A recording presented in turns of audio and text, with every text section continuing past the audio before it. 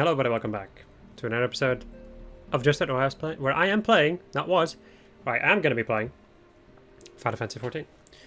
Last episode, we did ourselves the Allied, or Alliance, I guess, Beast Tribe quest. Means that we have finished Heavensward's Beast Tribes. And I think at this point, we have basically done everything. Like any side stuff from the base expansion of Heavensward. So, that means, my friends, that we're going to continue the MSQ. Hello, Elfinor. Elfinord. Ah, yes. No voice acting. Do I remember your voice? Perhaps. Fortuitous timing as always, then. Tatara was about to brief me on the search for our missing comrades. If you'd be so kind, then. Absolutely, you'll be pleased to hear that Riol and his men have made excellent progress. Or have been making, whatever. You remember how Flamin helped me to escape the Crystal Braves in Nimzalaminza, only to then disappear? Well, according to Riol, she crept aboard a ship bound for Ratzathan, where she's been hiding ever since. He assures me that it won't be long before we're reunited. As for Ida and Paparima, the remains of their link pearls have been found, and in Pearl Lane of all places. Riol thinks they may have disposed of them before escaping from the Royal Promenade. Yeah, so it makes sense. They would not risk being eavesdropped upon by our betrayers. We're all but certain they fled the city shortly after, though. We still do not have a clue where they went. I see, and what of Thancred and Minfilia? I'm afraid I have nothing new to share about those two. But it's not all doom and gloom. The good news is, we've enlisted the services of a Shalian scholar, one of the students of Baldesion, to aid in the search, who should be arriving any day now. One of the students, you say? I should very much like to meet this scholar, if time permits. But first we must attend to a more pressing matter. Sir Emmerich has summoned the two of us for a private audience. The messenger did not specify what he wished to discuss, only that it was urgent. Assuming you have no objections, then, I suggest we proceed to the congregation forthwith. And mayhap we can meet with the scholar afterwards. Agreed? In that case, I think I'll return to the Forgotten Knight for now. Things are liable to fall apart if I'm gone too long, you know.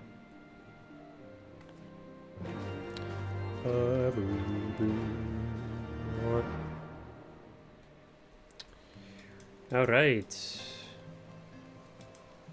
Let's go to the congregation of our Knight's Most Heavenly. An extremely busy name.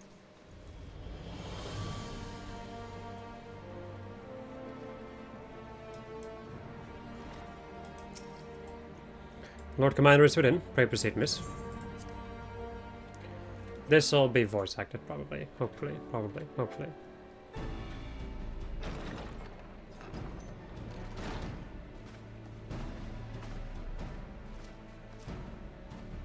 Yes. Thank you for coming. I wish to Thank speak you with for you both coming. in a place where privacy Help was me. assured. Help me. We quite understand. What was it that you wished to discuss?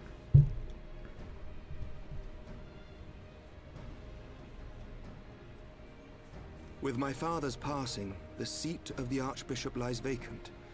And so, in accordance with canon law, I have assumed his responsibilities. I should stress that this is a temporary measure. It was never intended that the Lord Commander of the Temple Knights serve in this capacity indefinitely. Quite the opposite. The statutes specify that I should surrender my powers as soon as a conclave of the senior clergy and the high houses have named a new Archbishop. But in light of recent events, that would not seem appropriate. I confess I did not expect you to divulge quite so much quite so soon. The details of the Archbishop's plans, perhaps, but the true origin of the war and all it entails? I too had concerns. But when the Warrior of Light is witnessed returning to the capital upon the back of a dragon, one's options are rather limited. Oops. Mayhap I could have concealed certain details, but for how long?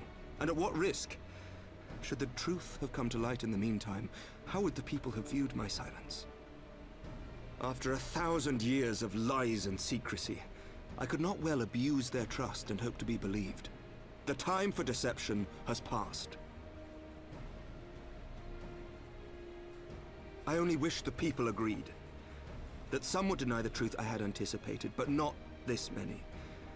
and among the few who acknowledged that my father had to be stopped, no small number question our methods.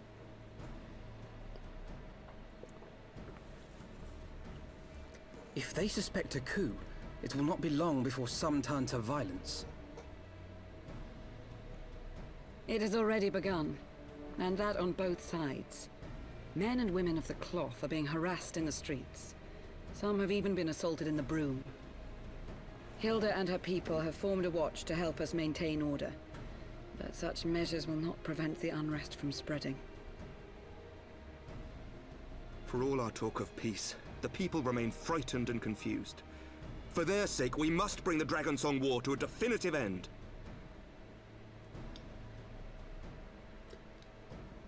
And we should be glad to help you, Sir Emmerich. But what precisely would you have us do?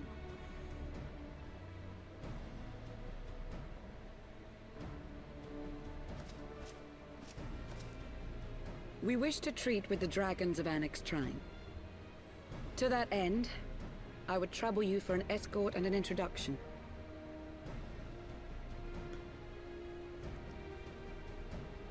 ffXIV? You would speak with Vidofnir then? We must needs open a dialogue between our peoples. Acting as my representative, Lucia will extend an invitation to their leader, that she might visit us here in Ishgard. Were she still with us, I would of course have beseeched Isel's assistance in this matter. But as she is not, I must ask that you aid us in her stead. Will you do us this favor?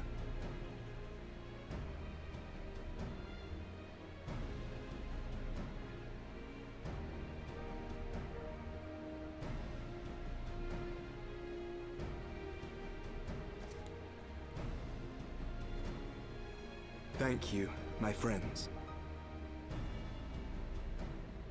Lucia, I leave the rest to you.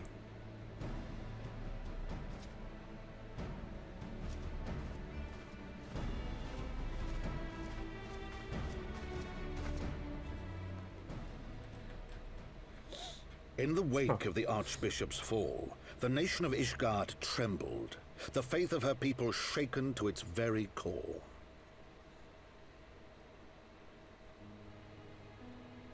For 1,000 years had they fought and died, certain of the justice of their cause, only to be told that their holy war was born of the sins of their forefathers.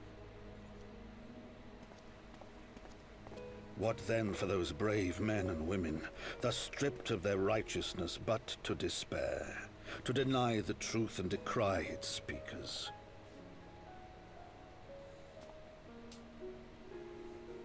And what then for those whom they defamed but to hope on, to have faith in a brighter tomorrow?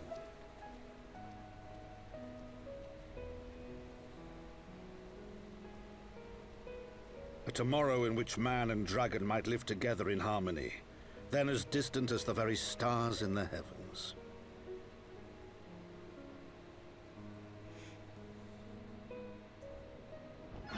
Okay. I did not know the Yet while cutscenes. we dared to hope, deep within his lair the enemy lay, gathering his strength. Nidhogg, now possessed of his 2 eyes and the body of the Azure Dragoon, prizes to which he had laid claim at the very hour of the hero's triumph.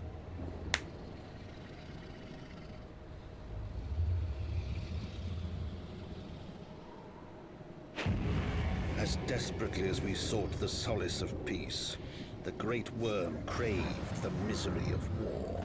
Nor was he alone in his misbegotten desire.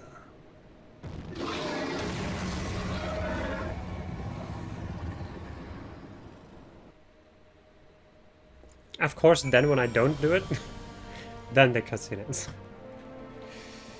Can't believe you've done this. I know little of the lands these dragons call home, this ffXIV. Had you not agreed to escort me, the coming journey would seem a far more daunting prospect. I confess I myself once shuddered at the thought of it, yet even the longest of journeys begins with the first step, does it not? But ere we set forth, Lynn and I must needs inform our comrade of our plans. Very well, I shall see to my preparations. And let's go and bid farewell to Tatara, Lynn. Tatar. Run. I'm not sure if I mentioned this in this video already, but there is going to be like a considerable amount of background noise, probably, so just FYI. Not sure how noticeable it is because I can't hear. So, what was your secret meeting all about? I'm all ears. Hiccups, yay. Diplomatic mission to ffXIV, you say? Well, I suppose that does take precedence. But should your meeting with Daphne happen to end early, you might consider rendezvousing with your Stoda in Idleshire. She'll be there to receive our guest. Don't get me wrong, your meeting with the dragons is terribly important and everything, but the scholar just happens to be... time permitting, as I said. We shall endeavour to join your Stoda, but if you cannot, pray pass on our regards. Let us be off, Lynn. We have kept the first commander waiting long enough. Run back.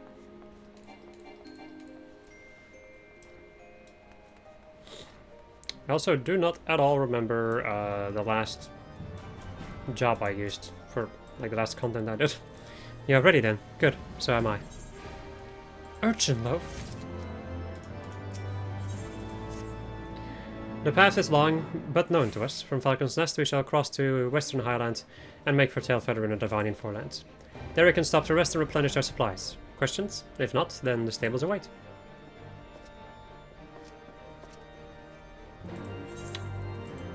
Who needs any of that when you can teleport? TP, mother trucker.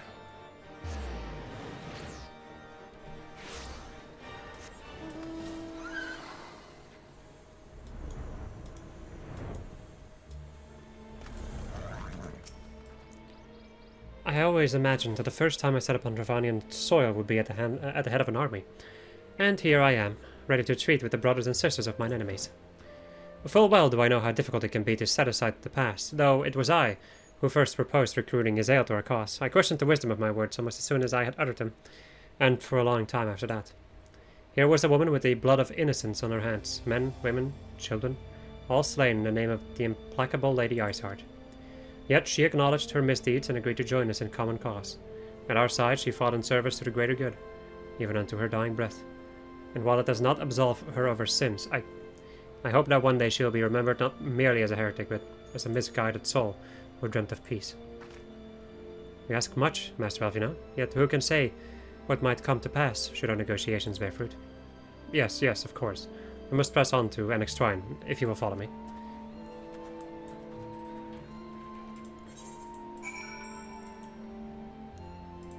I can just go over there. I believe I can fly. I believe I can turn into a fly.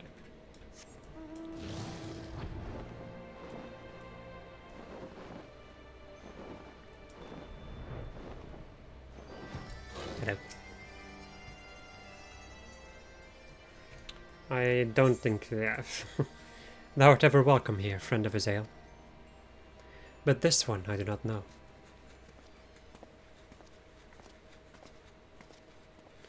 Pray forgive us this unannounced visit, Vidafnir. May I present to you Lucia, first commander of the Temple Knights of Ishgard and our trusted friend.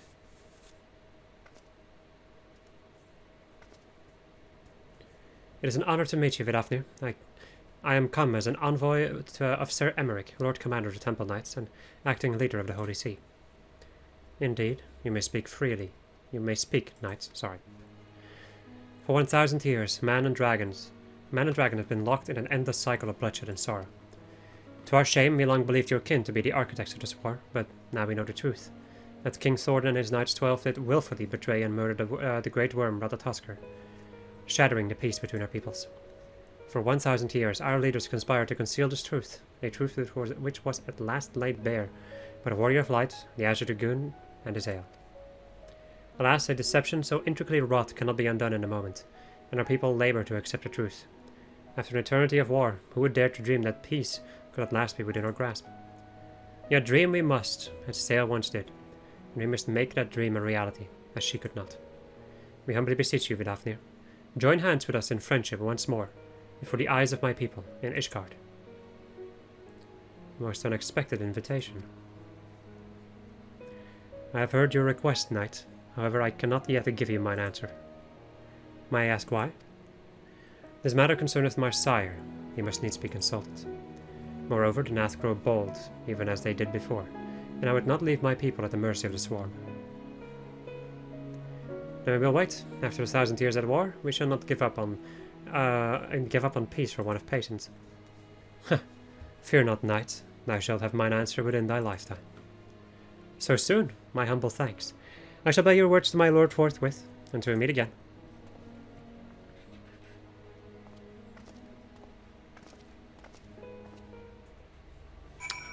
Okay. Oh. Really? Given the circumstances, I would say that went rather well. To be frank, I am surprised our proposal was not rejected outright. Whether aught will come of it remains to be seen, however. Mayhap I should take this opportunity to speak with some of the other dragons. But you need not wait for me. The return journey holds no fear for me now. Well, if you have no further need of our services, we shall continue on to Shardian. We hope to welcome a scholar who has agreed to aid us in the search for our missing comrades. Then I pray your journey is as swift and uneventful as ours was, and thank you again for sparing the time to assist us, even when such grave matters remain unresolved. I can think of no graver matter than a 1,000-year war, one in which our friends gave their lives to see ended. Suffice it to say, I would willingly make 1,000 such journeys to ensure that their sacrifice was not in vain. Of that I have no doubt, Master Elfina. I only hope that fate will hold you onto that word. Will hold you to your words. Bleh. I can't bloody speak, mate. Hello. So it would seem we have time to greet this scholar after all. How delightful. I shall be interested to hear how she means to go about finding Minfilia and Thancred. I can only assume she is privy to some new investigative technique. In any event, our first order of business is to rendezvous with Y'shtola in Edelshire. Edelshire!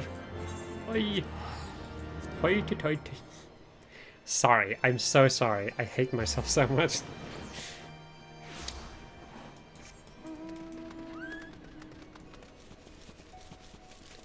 Hello. Ah, Lynn, just good to see you. I confess I had assumed your business in Enix Shrine would detain you longer. Did your meeting with Vidofnir go well? As well as can be expected. She must discuss Sir Emmerich's proposal with the Racefelger, of course. But she seemed amenable to the suggestion. What of our Shardian guest? Has she arrived yet? She has, but when I explained that you would be joining us, she asked if she might use the intervening time to explore. I agreed to meet her outside on the front bridge. We should be on our way.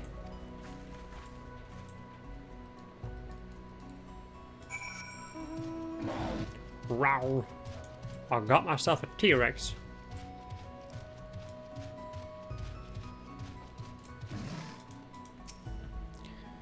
Alright.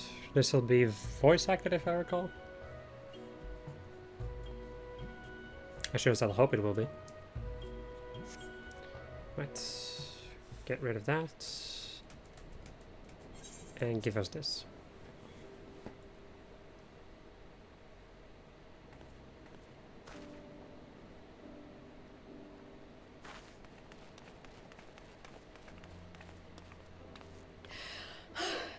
I'm terribly, terribly sorry to have kept you all waiting. You need not apologize. We arrived but a moment ago ourselves.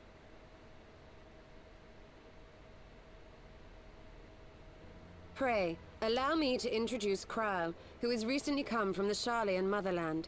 She has generously offered to assist us. Oh, please, think nothing of it.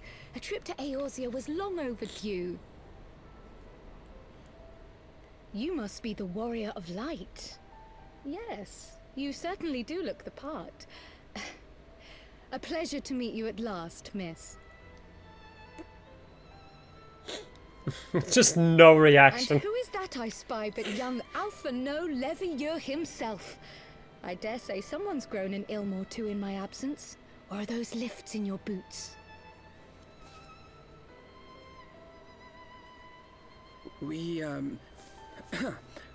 Miss Krile and I met at the Studium years ago.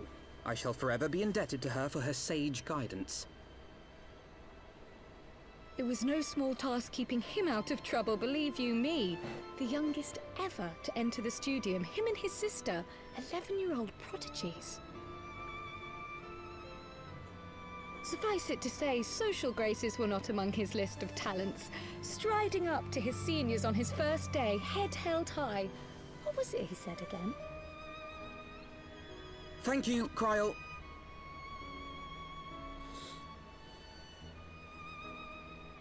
For what? I haven't finished yet.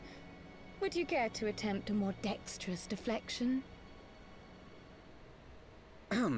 Mayhap we should save this delightful conversation for a more fitting occasion, when pressing matters do not demand our undivided attention. A bit much, but better. I can tell you have been putting your skills to use here in Eorzea. Henceforth, I trust you will dazzle me with your eloquence at the first time of asking.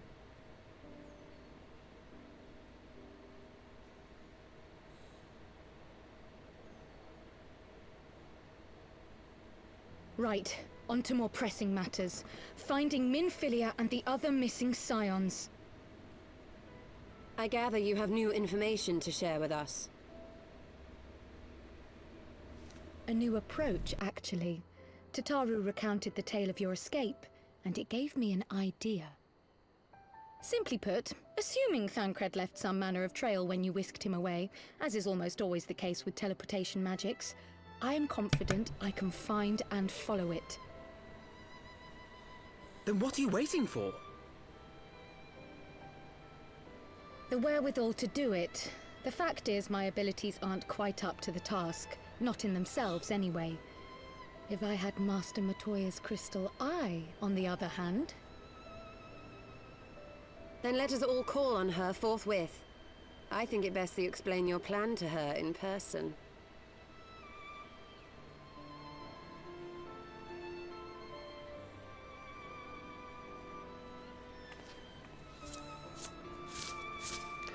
Time to go to everybody's favorite grandma.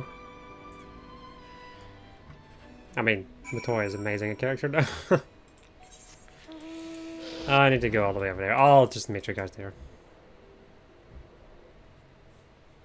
Okay, there's two other people. You did say we were headed for a cave, did you not? Because I certainly don't see a cave nearby. Is Master Matoya meeting us on the way or something?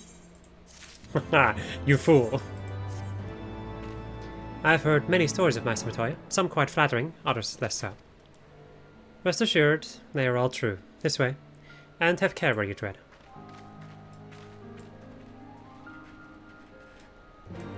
Into the cave we go. Hand it over, that cave you have.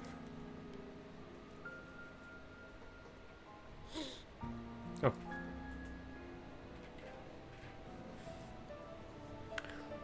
Matoya. Matoya. Give me those FF1 goosebumps. Oh. Is that trouble I smell? Or did you forget to wipe your boots on the way in? Forgive us, Master Matoya. We will be sure to wipe them on the way out. And may I say how glad I am that age has not yet deprived you of your senses. Ever so quick-witted, aren't we? To the detriment of your manners. Well, out with it then. What do you want?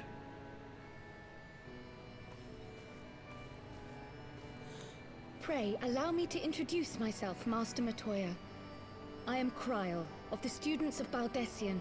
I hope you will excuse our unannounced visit. Baldessian, you say? Ah, yes. The old coot set up shop on the Isle of Val, didn't he? Regrettably, our Order's headquarters and the Isle itself were obliterated by a magic of immense power. I have the blessing of light to thank for my own preservation. Kryl, you too possess the Echo. Well, yes, of course I do. Our Order is devoted to uncovering the mysteries of Hydaelyn and interpreting her will, particularly through the study of her gift to us. It was in the course of these studies that I met and subsequently befriended Minfilia. She and I have rather a lot in common. I had no idea. You weren't supposed to. Not that I wanted to deceive you, you understand, but precautions had to be taken. Yes, yes, that's all well and good, but you still haven't told me why you're here. The students of Baldessian are gone, and there is naught I can do to change that. But the science of the Seventh Dawn can yet be restored, and my dear friend found. You have in your possession an ancient crystal of light, one you call your crystal eye. I believe I can use it to focus my abilities and locate one of the missing scions. And there I was, thinking you might want to make use of my years of experience. Oh, wait here.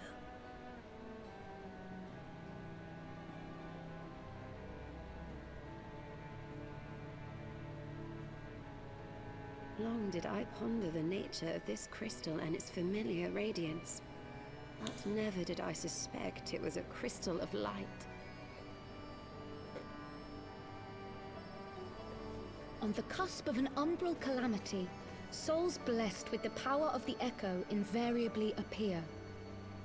To aid these, her chosen warriors, Hydaelyn bequeaths to each a slither of her strength in the form of a crystal of light. But as her strength wanes, so too does the potency of her gifts. This crystal, born of an earlier era, is infused with a power far greater than those of this age. You could travel the length and breadth of the land and not find a crystal even a fraction as pure. Its value is beyond measure, as are the risks inherent in its use. No two manifestations of the Echo are alike. I, for example, can converse with beings of every shape and size, excepting beasts, contrary to what others would have you believe. Language has nothing to do with it, of course. Rather, I am sensitive to the whispers of the soul. Their intent, their very essence even, the traces of which served to guide the elementals to Y'shtola. Far-fetched though it may sound, I believe that with your crystal eye, I may be able to pick up where they left off and follow the remaining trail to Thancred. That is, if I have your permission.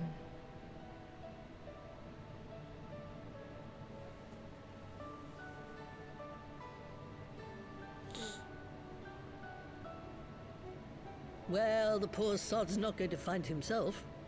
So, as long as you don't drop it or take it out of my sight, you may do with it what you will. Thank you, Master Matoya.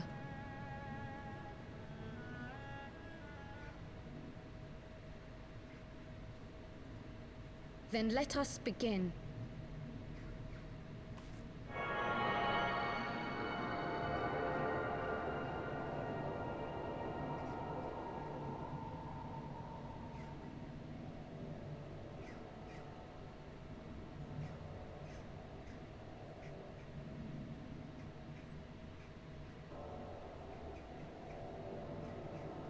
From the Black Shroud, the trail continues to the north and west, towards a mountain, the foot of Som Al. It was a near thing, but he was not deposited within the rock, I think.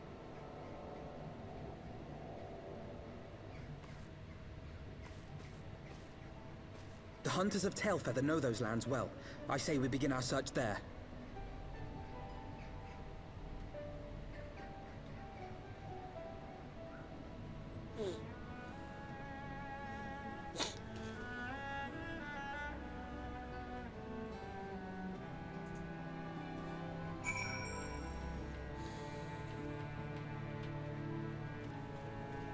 I should probably just go over there.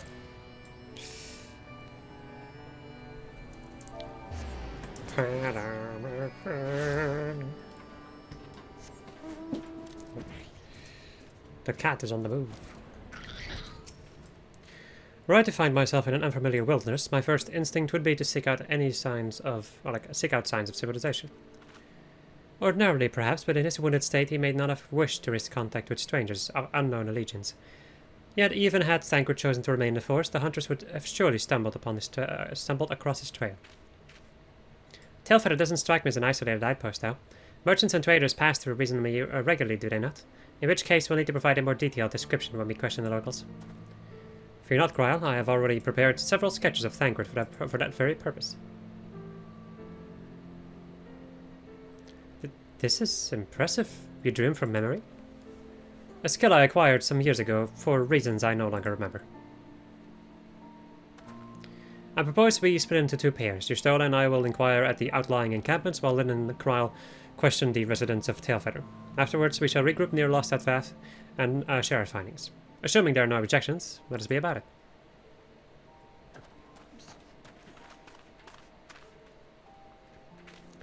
My, he certainly has matured, hasn't he?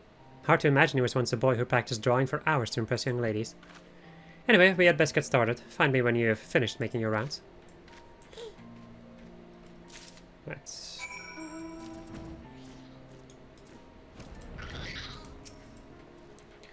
Searching for a friend of yours? Let's have a look then. A surprisingly accurate depiction of the missing Thancred, suggesting that Alphino may have mistaken his life's calling.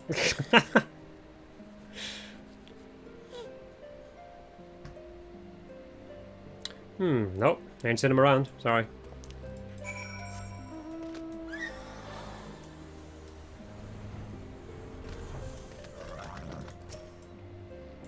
What's that you've got there? Sketch?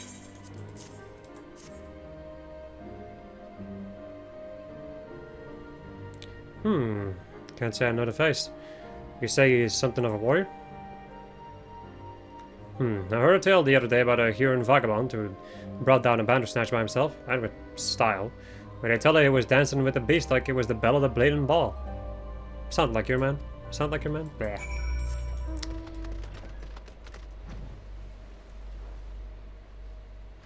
Hello. A Huron man? We're not exactly rare, you know. Could you be more specific? Wow, that's very honest.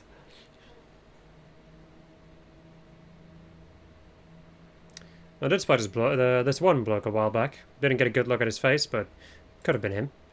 This is beyond the forest, as I recall, along the river to the west of Tailfeather. Remember thinking he wasn't much of a hunter. The lad was making no effort to cover his tracks, see? That, and he was carrying an axe instead of a bow. A warrior? Oh yeah.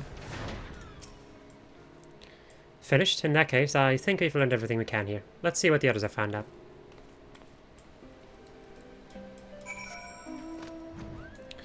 To the smouldering wastes. Oh, simply smouldering. I love your smouldering intensity.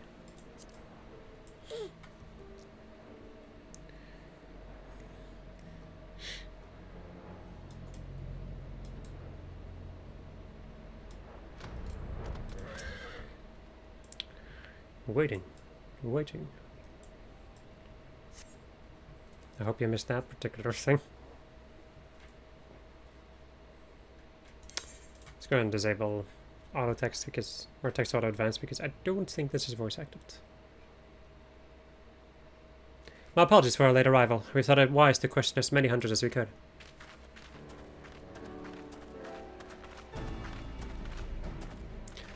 Many have made camp in inaccessible locations, ideal for hunting game, not so receiving visitors. Nevertheless, our time proved well spent. There have been countless sightings of an exceptionally rare, or exceptionally capable Huron hunter, with whom no one is familiar. Though none chanced to see the man's face, his height and build matched Thancred's description, as does his fighting prowess.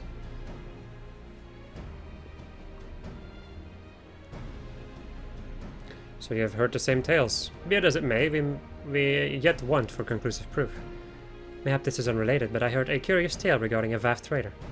He came to Tailfeather in search of garments fit for a man of refinement, which seemed a rather curious description for one of his kind. You are implying that Thancred sent a Vath to market in his stead? Why would he not go himself? Well, if you recall, you yourself emerged from a livestream as naked as your name's day. As your name, but it's a scene I shall never forget. Is it now? Well, I was pleased to see. I mean, it was a simple statement of fact. It stands to reason that Thancred found himself in the same predicament. In any case, if he had dealings with the Vath, they should be able to tell us, no? Quite right. Well, Kryl, quite right. Camperito. I don't like that little remark. The scene I will never forget of naked Yustola? Yeah, me neither. Well, what are we waiting for? For all we know, Thancred could be waiting for us in Lost at Vath. We must go and see the Vath right away. Come along, everyone. Come along.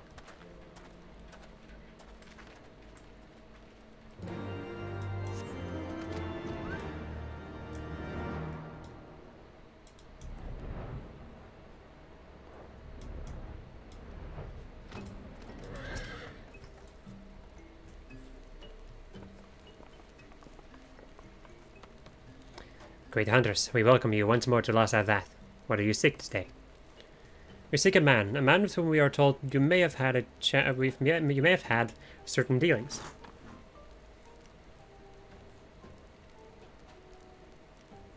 How curious. The hunters tire of godly sport and presume mortal prey? No, he is not prey, but a friend long missing. Good. He is a friend to the Vath as well, one with whom we have traded many times. Truly, you are quite certain it was this man? There is no doubt. The fleshling clothed in skins came to us from Sam Al, lost and weak. He offered meat and hides and trade, and in exchange we tended his wounds. He brought us much flesh, so skilled a hunter he was, much flesh. When he asked for garments, we were glad to provide them. And where is he now? Gone to Lost at Nath, not long ago, when he heard the One Mind had summoned our god once more. Ravana has returned? Vidofnir did say that the Nath had grown as before, but what could Thancred hope to accomplish by himself? Honored Elder, we thank you for your help. Would that we could repay this kindness ere we depart, but we must hasten to our comrade's side. Go, great hunters, lest the Nath claim him as a sacrifice. True Lost at Vath. Or Lost at Nath, sorry. Is this Lost at... It really is called Lost at Vath. Huh. The Stained One.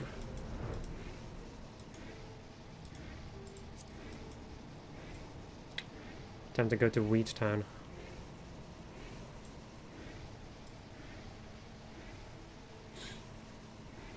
Time to pollute the air with my noxious fumes coming from my Magitech mount.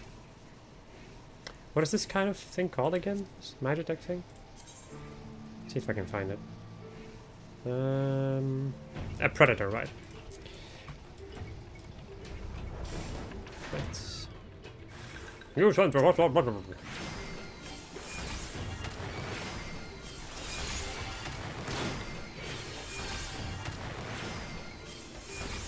Really? Perish. You damn bugs.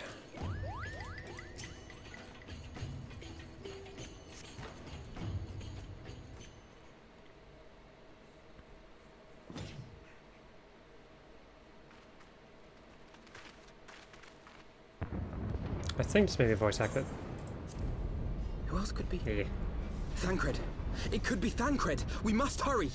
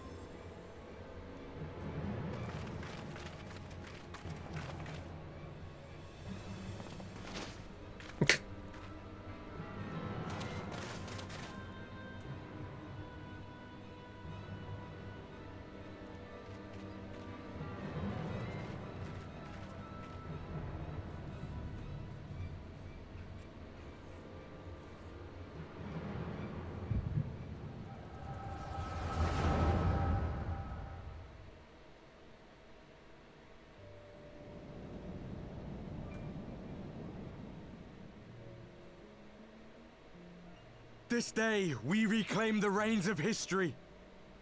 This day, we rid ourselves of the Ascians forever! Fools playing at heroes, all of you. Is this how you believe you can save your world? We can and we will, Ascian. You shall see. Or perhaps you will not!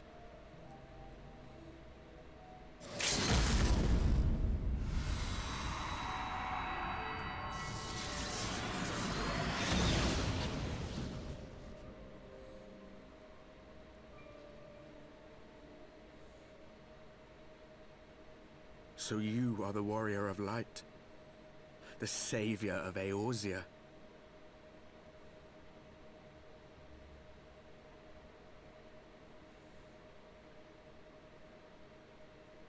It's a wonder you didn't come sooner, what with the primal and all. Lost a step, have we? Have care. The ether moves strangely around him. It would seem we share a common enemy. Mayhap you would tell us who you are.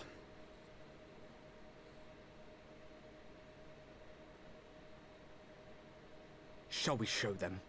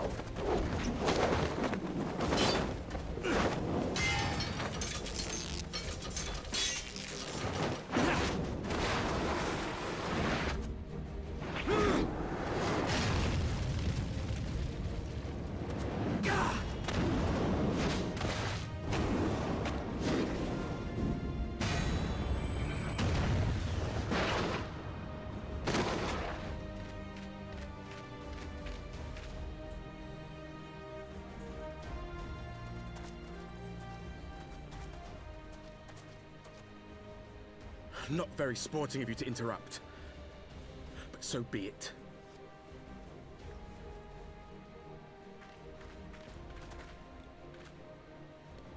Mark well our faces, Warrior of Light, for we are the Warriors of Darkness, walkers of a different path, and we shall meet again.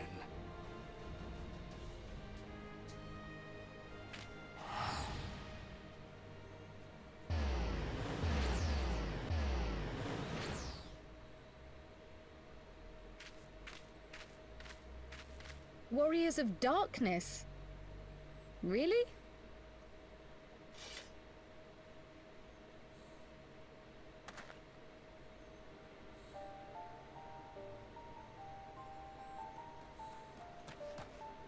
Thancred, are you all right?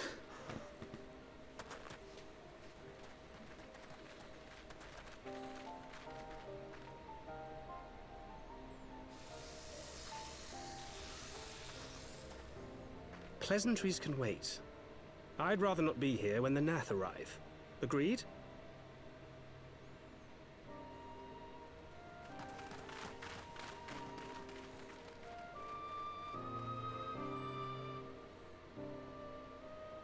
Nah, how dare you? How dare you? Okay, then just another fucking person. Please be foresighted, please be foresighted. Suffice it to say, our reunion was not at all as I pictured it. waiting until the last instant to join the fray. 'Tis plain you have not lost your appetite for the dramatic. My appetite for the dramatic? Have you forgotten the circumstances of our parting? The heroic last stand, the tunnel filling with light, and then... Had I known you intended to use forbidden magics to deliver me to some god's forsaken wilderness, I would have thanked you in advance. Thancred.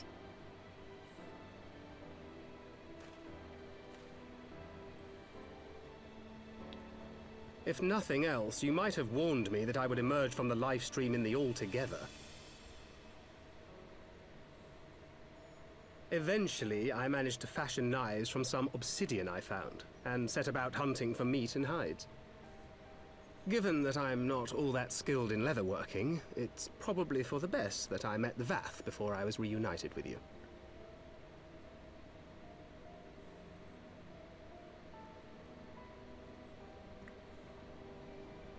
So you were the fleshling clothed in skins of whom the storyteller spoke? A description which fit me as ill as the skins themselves. Happily, I was able to trade with the Vath for garments better becoming a man of refinement. From them, I learned of Ravana, and of the great warrior who had once laid him low.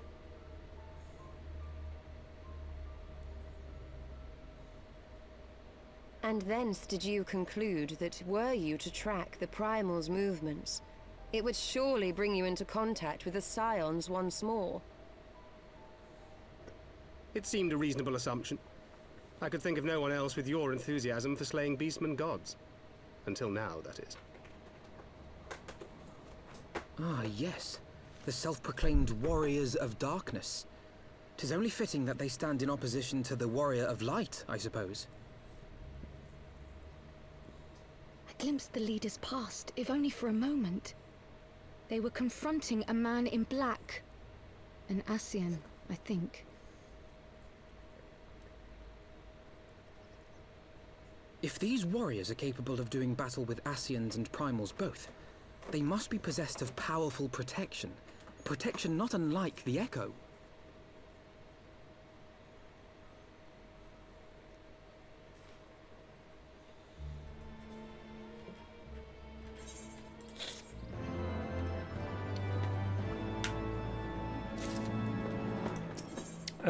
Actually, no. That's it for this episode. Hope you enjoyed this episode of just us playing Final Fantasy XIV. And next episode, we're going to go and deal with more MSQ. Goodbye.